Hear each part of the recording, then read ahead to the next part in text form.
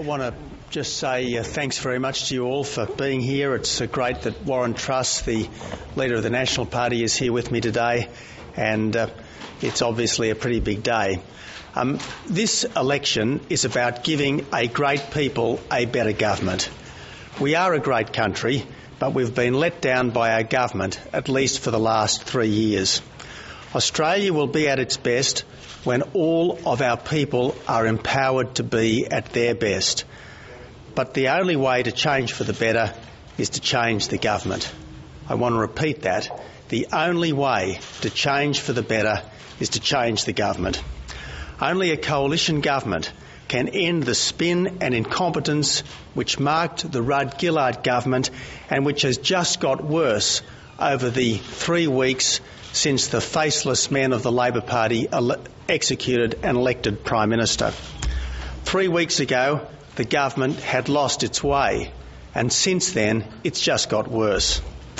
Why should people trust Labor's 2010 promises when you couldn't trust their 2007 promises?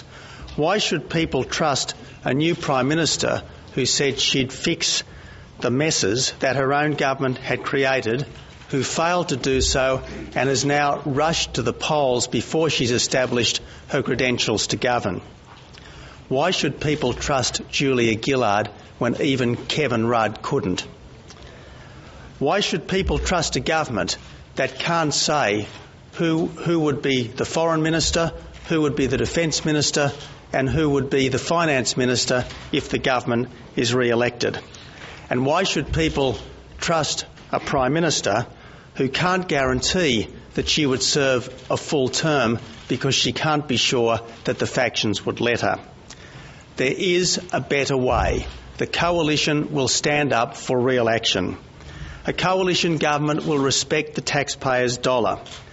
We know that households and businesses have had to tighten their belts, and we'll make government tighten its belt too.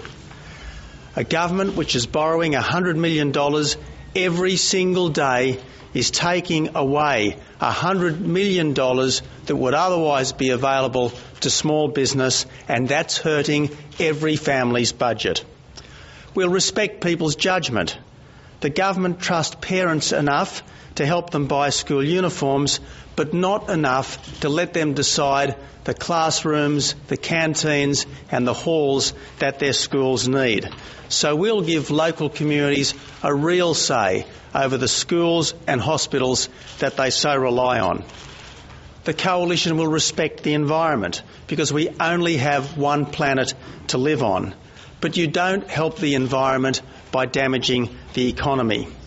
We'll reduce emissions in ways that help our farmers, and we'll establish a standing green army, 15,000 strong, to care for our country. Now, there is a real risk in this election.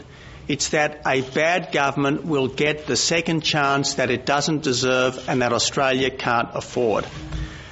This election isn't about glib slogans. It is not about glib slogans.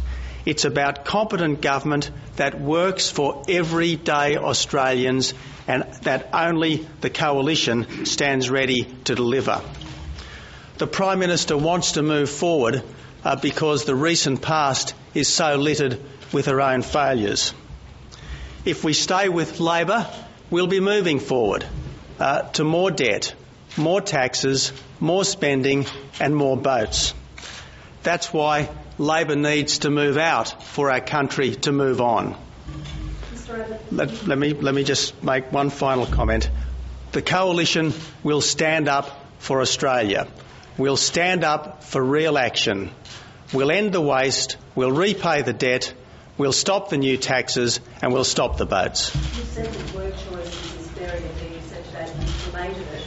Your side said similar things about GST. Why shouldn't we think that word choices could be resurrected and you're not speaking the gospel truth? Well, what I've said, and I've said it both in my speech this morning and in a formal written statement, what I've said is that the coalition won't change the Fair Work Act, at least for the duration of the next Parliament, at least for the 3-year life of the next Parliament. Mr Abbott, Senator Abbott this morning has said the regulations will be tweaked. His words, do the tweaks involve after-school work hours? He said they would.